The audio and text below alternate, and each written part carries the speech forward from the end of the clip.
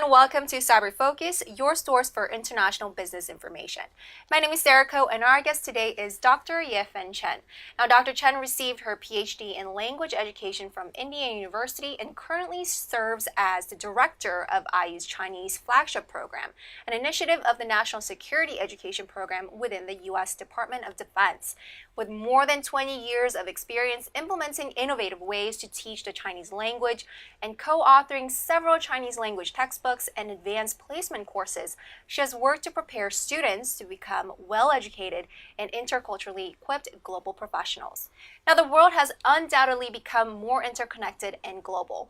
Whether learning a foreign language for fun or to do business, many are quickly realizing being able to speak, understand, and write in more than one language is a tremendous asset. Now, that's why in this talk, Dr. Chen will share with us why becoming fluent in another language is important and what her Chinese flagship program is doing to promote this trend. Dr. Chen, thank you so much for joining us today. Thank you so much for inviting me here. Absolutely. So as an academic and a professional, you've obviously invested a lot of your time and your effort teaching Chinese language to English speakers. Now, looking back at your previous posts and your current position as director of IU Chinese Flagship Program, what are some of the most, worthwhile moments that you've had teaching? About teaching? Yes. First of all, I should say I'm very excited to be back to IU. That's where I started my teaching career. And so I just feel like life is going like a circle for me. And I don't know about a teaching moment. I always enjoy teaching. And as I told you, I feel like a queen in the classroom. And I'm really impressed with the students when I came back because I started teaching Chinese in 89, and it has something to do with the Tiananmen incident, actually. Yeah, because I started teaching Chinese at a summer intensive program at IU, and that institute doesn't exist any longer. But because in the 80s, because China's open door policy, more students started to take Chinese, and more students want to go to China to study abroad. But because of the incident, so a lot of students decided to stay in the United States, and that was our institute is called Easily, and more students they could handle. So I was on a waiting list, and luckily I got a job, and yeah, because of so many students want to stay in the country instead of going abroad, and so it's been 89 to 96. No, it's not 96. It's 2016, right? Yes. About 26 years now. And when I look at the students then and now, the student profile are very different, and what we can offer them are very different too. I'm so impressed with the language proficiency of my students, and I'm so happy that the so many opportunities that the Chinese flagship can offer my students. I like to teach. I like to be with my students, and we have good relationship with CIBER. And I want to just mention something. Maybe it's also teaching. I teach students in the classroom. I also teach them outside the classroom. Like CIBER recently CIBER sponsored us, my students, for BYU case competition, and so I accompanied 3 students to go to BYU, and they received 3rd place. But they learned so much. But because the funding, the CIBER's funding and Flagship's funding, so make it possible for students. And then 3 of our students are selected to go to Duke, North Carolina, for the China Leadership Summit conference in April. So this is opportunities that we came up with money. I say we definitely need to support students for these wonderful opportunities. They will meet other leaders in the field, and I think 26 years ago, the opportunities were not there, and the student, and so this is, I don't know, I just want to share that with you. No, I think that's great, and I think you hit a really important point about students. Yes. And how mobile and globalized mindset they have now, because that kind of leads into my second question. I mean, it's no secret that the world is much more internationalized than like you said, 26 years ago. And having said that, in your opinion, how do you think the students and young professionals learning and becoming fluent in foreign languages and cultures are, in the end, really beneficial and important and helpful for them? How do you think that's so? I think this is a very good question. I have to say, although the globe has become more internationalized, but I don't think the world has become a better place. Yeah, and for me, learning a language and the culture behind is, of course, we say it will help students become have more job opportunities. They can find a better paid job, and we have, of course, we know the Chinese flagship is sponsored by the National Security and DoD is a DoD funding. But I think it's very important for the world, for everybody, that you understand other culture, so the world can become a more peaceful place. If so, you can I think learning the language is the first step to learn and to have a cross-cultural understanding.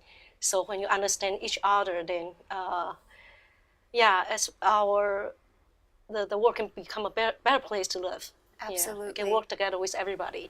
Yes, Yeah. and I think you mentioned a great ton of what the IU Chinese Flagship Program does a little bit in your comment before, but I would like to give you a chance to really expand on that. So what does the program actually do, and what kind of initiatives has the program done to promote, I guess, IU's big objective of helping our students become more interculturally competent?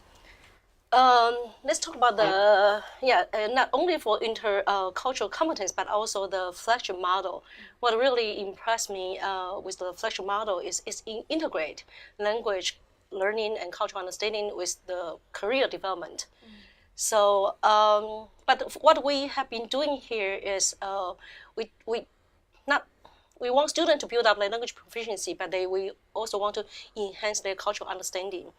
And so here on campus, all the students all the flagship students will have a tutor or a mentor from China or Taiwan, a native speaker. And I think by this kind of interaction, then if you know, then they will they can build up the cross-cultural understanding. And I would really encourage our students to take part of the activities organized by the Taiwanese and Chinese students. Two of our students just co-hosted the biggest Chinese New Year celebration at the auditorium. So I'm very happy that they built up the connection and friendship, which is very important. And of course, in our course design, and we discussed many controversial issues. But the main purpose of the course, especially in the highest level, we want students to be able to see things from native speakers' perspective. So students need to interview native speakers, but we don't want them to become Chinese. They are still American. So, but we would like them to they can see both perspectives and make their own judgment. Well, moving forward, you've really tried to innovate the ways how students and young professionals learn the Chinese language. What do you think both the public and the private sectors can do in order to even improve the already existing language learning platforms and mediums? What do you think their roles can be in order to improve the system so that the students and the young professionals can more effectively and efficiently learn different languages? I think the student who participate in the flagship program, they know the importance of learning a foreign language. But it's very interesting that the flagship programs, all the flagship programs and startups, many of the language initiatives are started by DoD, the Department of Defense. Yeah, and I wish Department of Education can do more. And actually, a couple of years ago, I went to the Capitol Hill every year with other foreign language teachers. We try to lobby, and then we try to because the U.S. Department of Education used to sponsor many important grants, like FLAP grant and Fulbright. Nowadays, I know some of the funding got cut. And I think it's very important, especially for critical languages, for the student need to learn young. And then they need to learn, spend a lot of time, like a Chinese flagship. What I like about the flagship, they have a pipeline. Right now, they encourage students to start from K, right, kindergarten. And so I think the government need to put into more money, provide money grant for study abroad, to study a grant for students to study the foreign language intensely in the summer. And also, universities need to require students to make a foreign language requirement as a requirement for graduation. I think a lot of times students don't understand, but the importance, but they won't regret. This is something very important for their probably one of the most important skills they are going to learn at the university. Yeah. Wonderful. Well, Dr. Chen, thank you so much for coming in to speak with us and sharing some of your insights with us today. Thank you so much for having me. Absolutely. Well, that's all for this edition of Cyber Focus. Thank you for tuning in. If you have any comments or suggestions for future topics, please contact us at cyber.indiana.edu.